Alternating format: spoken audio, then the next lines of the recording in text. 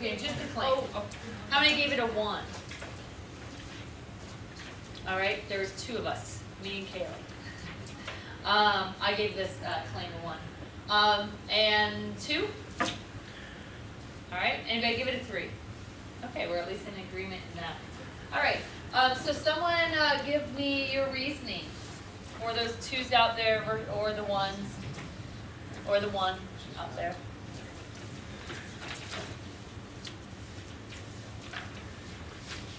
Anna. Didn't state the limitations of the lab, right? We talked a little about the limitations the other day, right? Like, for instance, not all color changes are chemical changes, right? That's one. Energy changes, by the way, are not all chemical changes. Some of you talked about that in your labs. You're like, oh, whenever something absorbs heat, well, melting ice cubes absorb heat, and that's not a chemical change. So there's limitations to those, right? Kayla? I thought they could explain more about how to find a new substance if it was formed.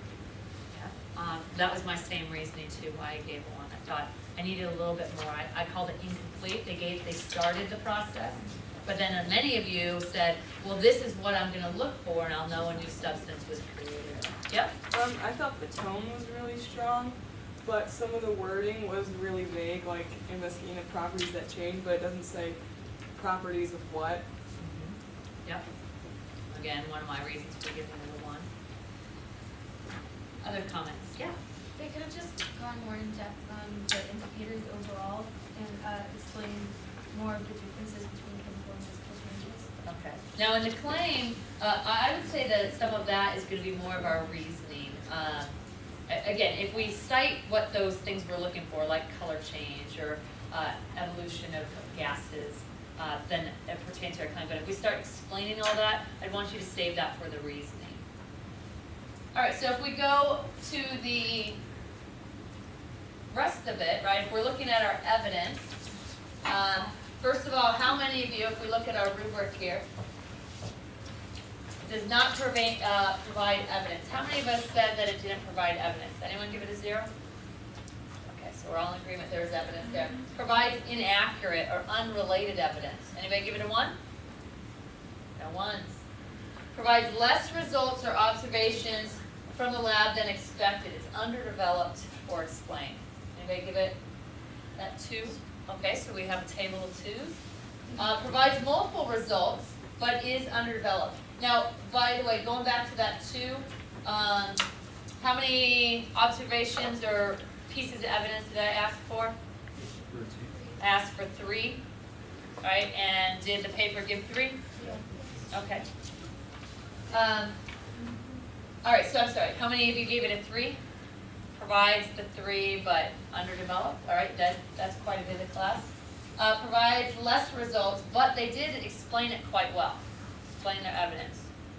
All right, and then lastly, full points. Provides those 3 examples and is developed enough. All right, I'm right there with you. I actually did give it a 5.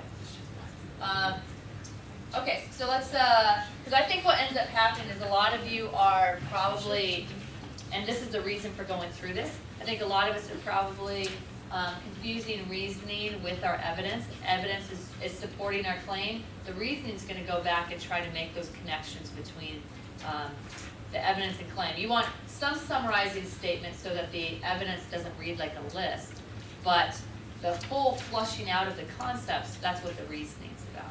But I want to hear the justifications, because just because I gave it a 5 doesn't make it a 5. It's just my opinion, right? Right, we're all using this rubric here to try to come to agreement on what something is, but can someone give me the reasoning?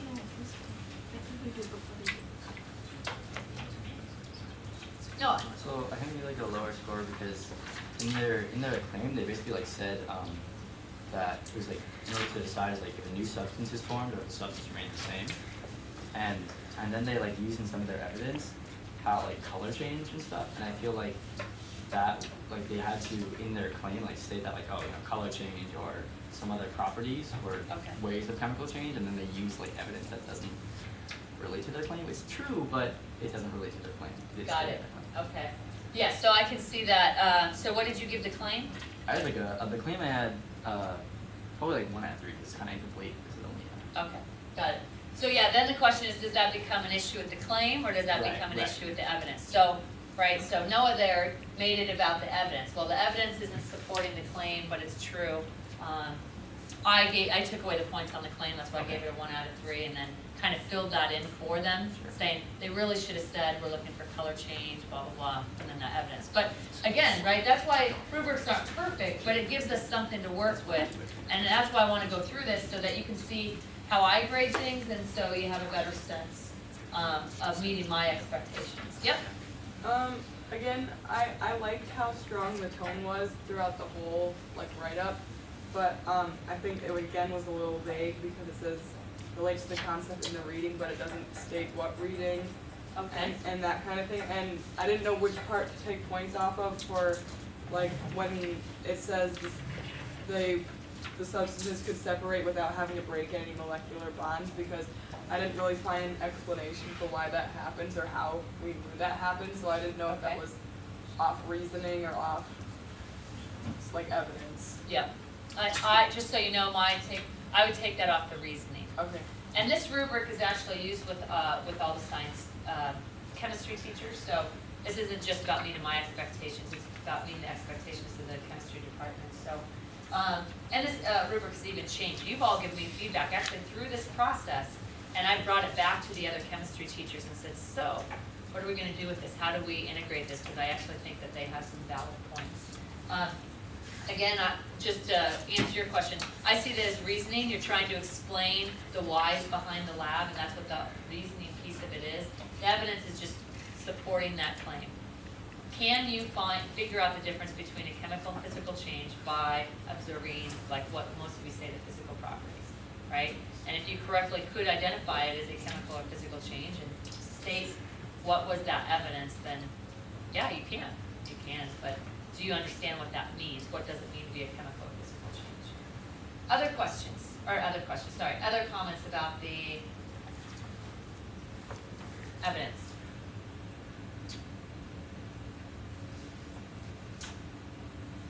No? So going through, if we look at this, right,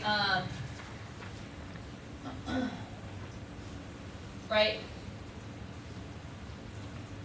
What I was looking for, when you look at the difference between a,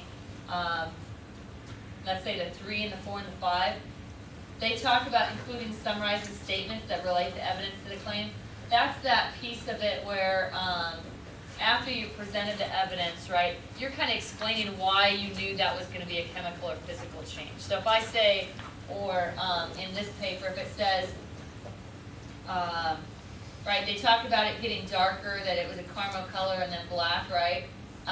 Which means it changed its composition. And then earlier, they're talking about whether or not it's the same substance. So they're trying to relate the claim that a new substance is formed, give observations, but they didn't just leave it at the observations. They talked about that was the indicator, right? If you just say again, well, the sugar turned color, and the magnesium went to a white powder, and whatever, right? But they just kind of list it. That's that difference between the 4 and 5 and the 3. Cool? All right, and then the reasoning piece of it, right? The reasoning piece, if we look at the rubric, is talking about connecting the scientific principles, right, with our claim and evidence. So what's that big picture of the lab? What is the content that you've learned in class that helps make sense of this claim and evidence that you've proposed, right? So what kind of scores? Let's just instead of taking a vote, let's just have people state their score and why you gave it that score. Don't be shy. Natalie. I gave it a 4 out of 6 because the level of detail wasn't like consistent throughout the reasoning. Okay. In the first and third examples, they give scientific principles and they connect it back up to the claim. And then the second example is sort of like less specific, and so then therefore it's kind of choppy. All right. Other people? Hannah? I gave it a 2 out of 6. At the end, I think they lost some of their formal speech, which they had somewhere in the middle. And I think they could have tied their reasoning back to how you distinguish between a chemical and physical change, but it sounded more like they were trying to give more evidence rather than reasoning. Yeah.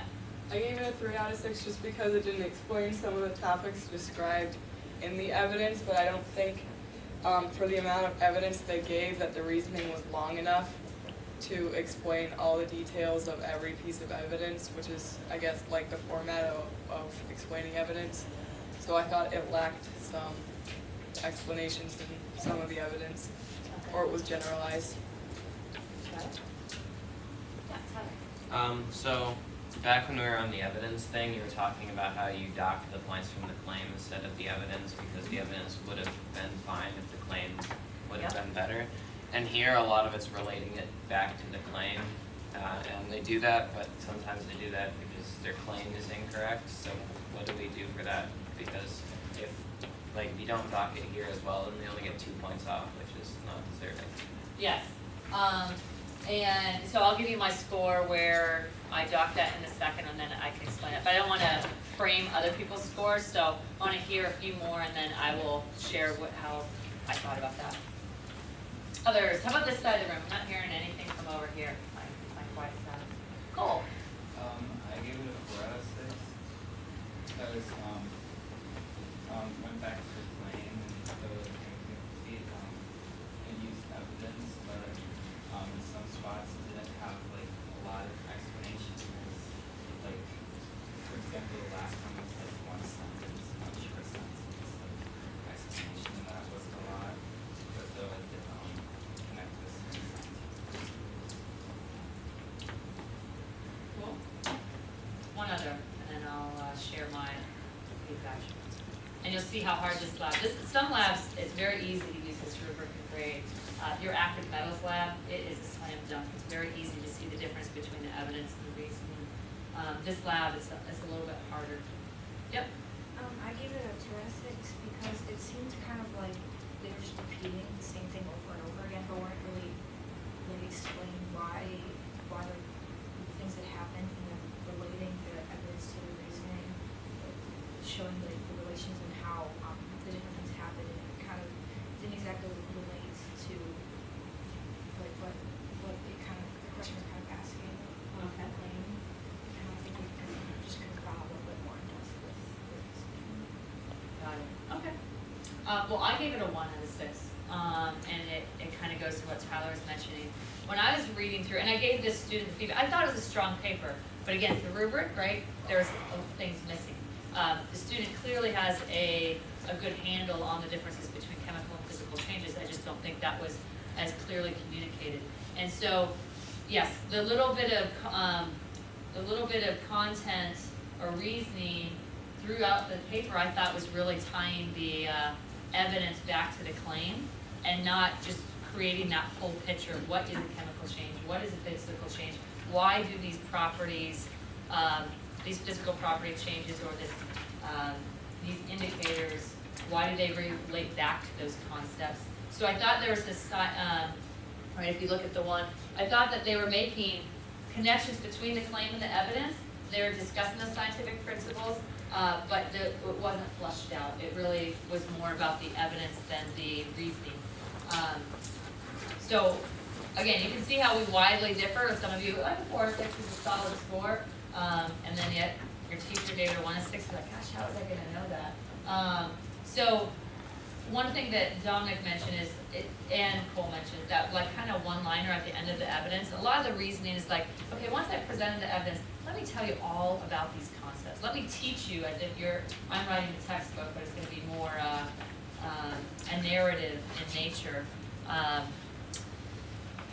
Right, so it's kind of, you want that summary paragraph that really explains the reasoning. You're going to use some of the evidence maybe to make your point, but it will feel a little bit like a standalone. You can integrate it, but realize you're making it harder for the grader because the grader is going to say, gosh, should I call this the reasoning or should I call this the linking of the claim and the evidence? Yep. You just have a question. Yeah. So that second piece, right? Did anybody get a chance to get to it? Alright, so let me give you like 5 minutes, and I know that's not a lot of time, so you're gonna have to speed grade.